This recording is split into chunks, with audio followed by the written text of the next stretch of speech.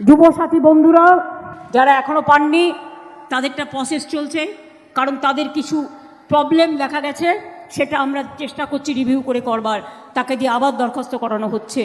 যুবসাথী প্রকল্পের টাকা কেন ঢোকেনি? মুখ্যমন্ত্রী মমতার বড় ঘোষণা। কবে আপনারা টাকা পাবেন? আপনাদের আবার আবেদন নেওয়া হবে, এরকমটা আবার মুখ্যমন্ত্রী কেন জানালেন? কেন আপনাদের টাকা ঢুকছে না, সে ব্যাপারে কি বলেছেন, কবে টাকা দেবে, সমস্ত কিছু আমরা যুবসাথী নিয়ে আজকের এই ভিডিওতে আলোচনা করব। অবশ্যই ভিডিওটি আপনাদের উপকার আসবে, শেষ পর্যন্ত দেখতে থাকুন।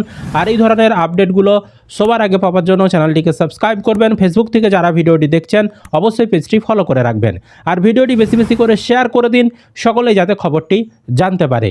চলুন মুখ্যমন্ত্রী মমতা বন্দ্যোপাধ্যায় তিনি কি বলেছেন যুবসাথী নিয়ে লেটেস্ট আপডেট আপনাদেরকে আমি সেই বক্তৃতাটা আগে শোনাচ্ছি। যুবসাথী বন্ধুরা মাধ্যমিক পাশ করার পরেই তারা ১,৫০০ টাকা করে পাবেন। এটা ভিক্ষা বা ভাতা নয় বিজেপির কথায়, এটা তার পকেট খরচ।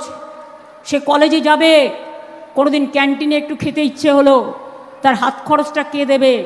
সবাই তো বড়লোকের ঘরের সন্তান নয় যে তাদের পকেট মানিটা পায়, কিন্তু গরিবরা কোথায় পাবে বলতে পারেন? যারা এখনও পাননি তাদেরটা প্রসেস চলছে, কারণ তাদের কিছু প্রবলেম দেখা গেছে, সেটা আমরা চেষ্টা করছি রিভিউ করে করবার, তাকে দিয়ে আবার দরখাস্ত করানো হচ্ছে। তো দেখতেই পেলেন মুখ্যমন্ত্রী মমতা বন্দ্যোপাধ্যায় আজকে আবার যুবসাথী নিয়ে নতুন তথ্য দিলেন। তিনি কি বললেন যে কিছু ভুল হয়ে গেছে মানে আবেদনে, তো তাদেরকে মানে প্রসেস করে সমাধান করার চেষ্টা করা হচ্ছে, তাদেরকে আবারও টাকা দেয়া হবে সবাইকেই, এরকমটা তিনি জানাচ্ছেন, এবং তাদের আবার আবেদনগুলো নেওয়া হচ্ছে এরকম তিনি বলছেন। ঠিক আছে, মানে কিছু ভুল হয়ে গেছে, কি ভুল হয়ে গেছে এত পরিষ্কারভাবে তিনি বলেননি। এবার বিষয়টা হচ্ছে মুখ্যমন্ত্রী সভা আমরা যদি ফলো করি দেখতে পাবো বিভিন্ন দিন বিভিন্ন রকম যুবসাথী নিয়ে মন্তব্য আসছে। কোনো দিন বলছেন যুবসাথী প্রসেস চলছে, দিয়ে দেওয়া হবে, কোনো দিন বলছেন মিসম্যাচ হয়ে গেছে, কোনো দিন বলছেন ডুপ্লিকেট হয়ে গেছে, আবার আজকে তিনি বললেন যে কিছু ভুল আছে, সেই ভুলগুলো সংশোধন করে আবার আবেদন নিয়ে তাদেরকে আবার টাকা দেওয়া হবে, প্রসেস চলছে, এ বিষয়ে তিনি জানালেন। তার মানে বিষয়টা নিয়ে আমাদেরও একটা কনফিউজ তৈরি হয়ে যাচ্ছে। মানে আমরা ধরুন যারা অনলাইনে আবেদন করেছি, আমরা প্রতিটা তথ্য সঠিক এন্ট্রি করেছি, কোনো ডুপ্লিকেটের নেই, কোনো ভুলের কোনো বালাই নেই, কোনো ভুল হওয়ার চান্সই নেই, একদম প্রতিটা তথ্য ভালোভাবে মিলিয়ে আমরা পূরণ করেছি, তারপরেও কিন্তু টাকা পাচ্ছি না।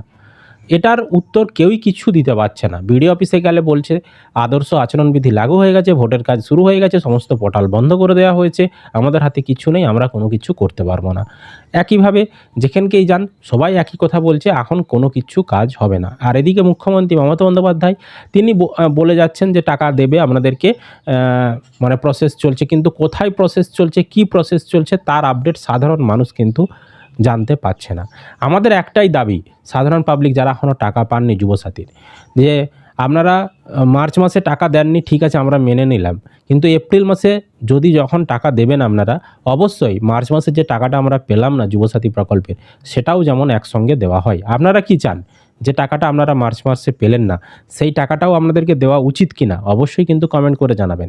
এবার আমরা এই এপ্রিল মাসটা ওয়েট করে থাকবো, দেখাই যাক যুবসাথী প্রকল্পের টাকা দেয় কি না।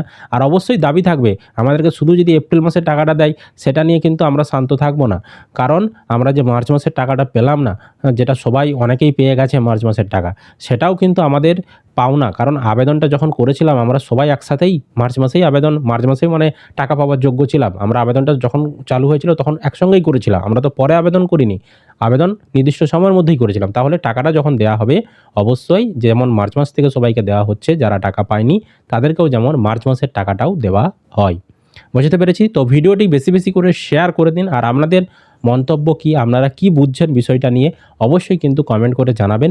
আর এই ধরনের আপডেটগুলো পাওয়ার জন্য চ্যানেলটিকে সাবস্ক্রাইব করতে ভুলবেন না, আর ফেসবুক থেকে যারা ভিডিওটি দেখছেন অবশ্যই কিন্তু পেজটিকে ফলো করে রাখবেন।